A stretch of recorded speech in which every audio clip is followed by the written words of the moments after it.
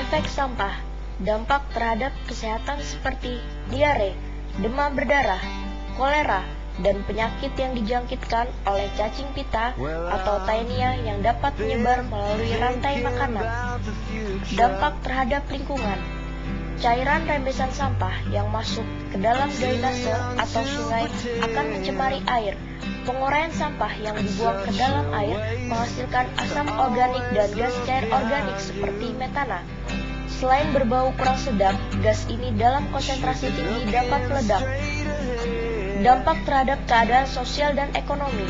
Yeah, I'm gonna have to move on before we meet again. Yeah, it's hard if you had a phone to sing. Pertama, pengelolaan sampah yang kurang baik membentuk lingkungan yang kurang menyenangkan, yaitu bau yang tidak sedap dan pemandangan buruk sampah yang bertebaran di mana-mana. Kedua, memberikan dampak negatif terhadap kepariwisataan. Ketiga, pengelolaan sampah yang tidak memadai menyebabkan rendahnya tingkat kesehatan masyarakat. Keempat, pembuangan sampah padat ke badan air dapat menyebabkan banjir dan akan memberikan dampak bagi fasilitas pelayanan umum seperti jalan, jembatan, dan drainase. Kelima, pengelolaan sampah yang tidak memadai mempengaruhi infrastruktur seperti tingginya biaya yang diperlukan untuk pengelolaan air.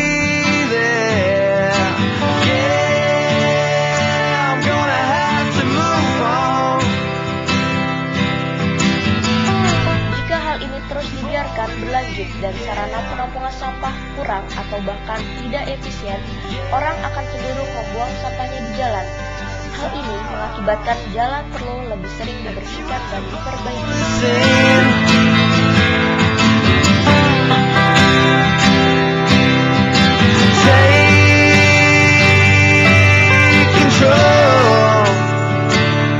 Don't be afraid of me, 'cause every once in a while you think about if you're gonna get yourself together. You should be happy just to be alive.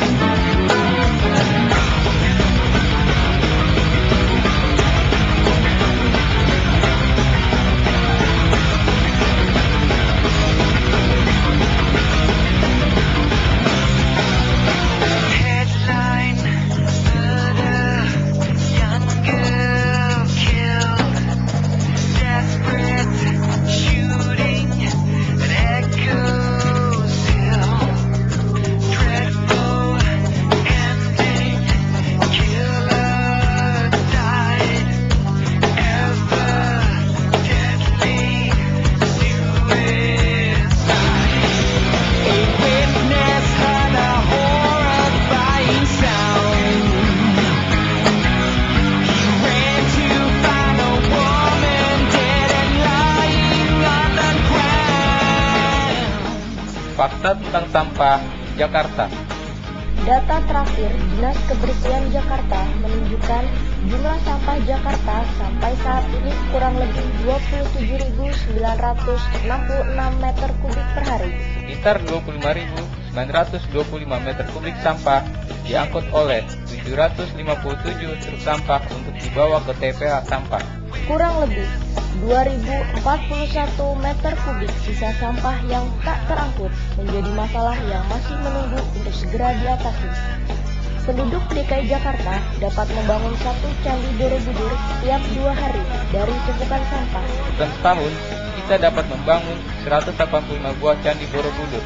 Shouting out in vain, the witness went to call for assistance. They sat close to a broken love affair. Our deeds of trouble,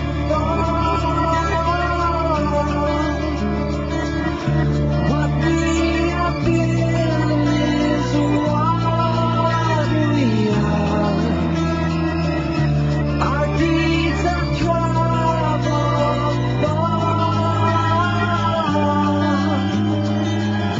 what we have been is what we are.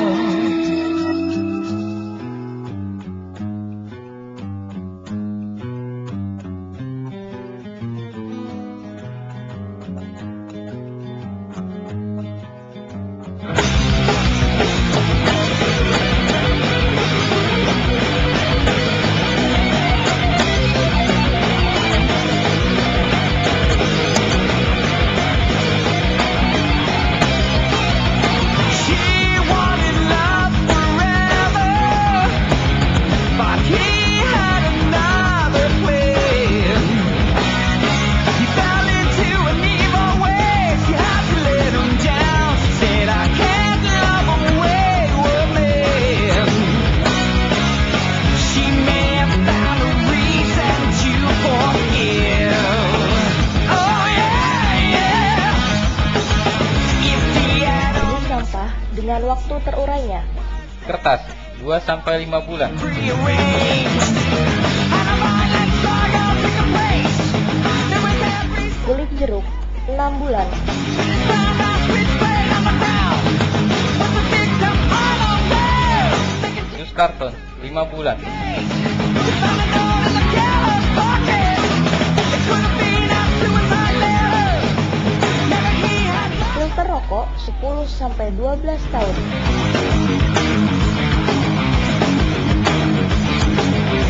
Kantong plastik 10-20 tahun. I feel there's only one thing left to do. Kulit sepatu 25-40 tahun. Take my life away, then live with losing you. Pakaian atau nilon 30-40 tahun.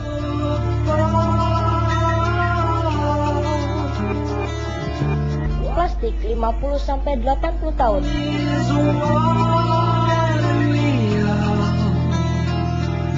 Aluminium 80-100 tahun.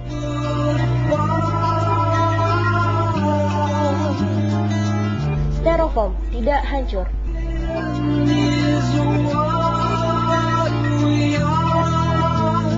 All that we learn this time is carry on this life.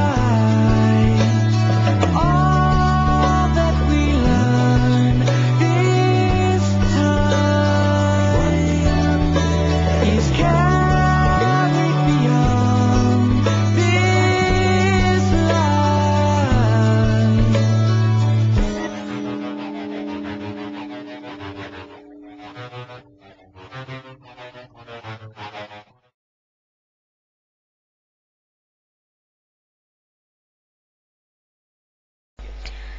Para pemulung di Bantar Gebang bekerja setiap hari di tengah tumpukan sampah. Salah satunya adalah Tarmin. Ia sudah setahun bekerja sebagai pemulung atas ajakan bosnya yang bernama Kalbi. Biasanya ia mengumpulkan sampah plastik dan kaleng. yang kemudian pada proses pemilahannya, ia memisahkan antara warna merah, hitam, dan putih. Warna putih terbagi menjadi dua macam, yakni BE seharga Rp2.000 dan BB seharga Rp500. Kemudian sampah tersebut disortir dengan cara memisahkan antara kantong plastik dengan kardus. Lalu ditempatkan di tenda yang berada di lokasi yang sama. Setelah sampah terkumpul, lalu ditimbang oleh seorang tengkulak. Kita berharap bahwa kebiasaan kita selama ini ya, dengan membuang sampah sembarangan diharapkan tidak melakukan itu. Dan yang kedua, yang selama ini kita membuang sampah bercampur, kita sekarang coba mau belajar untuk memilah sampah, ya. Apakah kita kategorikan sampah organik, anorganik maupun sampah lainnya, sehingga sampah yang akan kita buang ke Bantar Gebang itu sudah terpilah dan itu sudah lebih mempunyai nilai ekonomis. Nah, kalau kita juga mengelola di rumah tangga, itu bisa. Sampah organik bisa kita olah menjadi pupuk. Sampah anorganik bisa kita jual kepada pemulung. Maka kita tidak menghasilkan sampah lagi untuk dibuang ke Bantar Gebang ini. Dan itu harapan kami. Sekian dan terima kasih.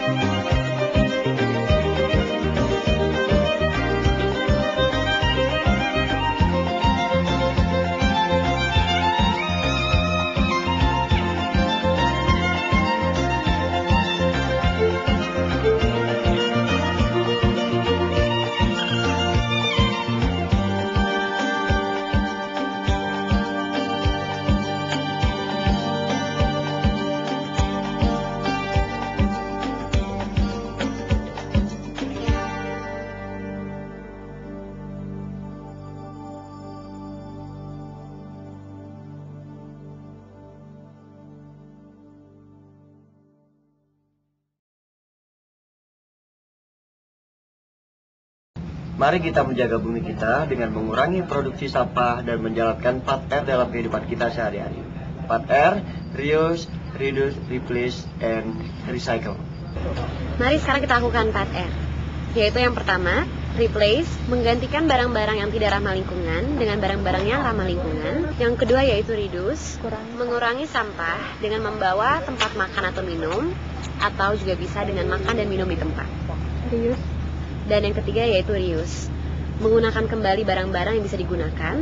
Dan keempat yaitu recycle, mendaur ulang barang atau mendaur ulang sampah. Peace on earth.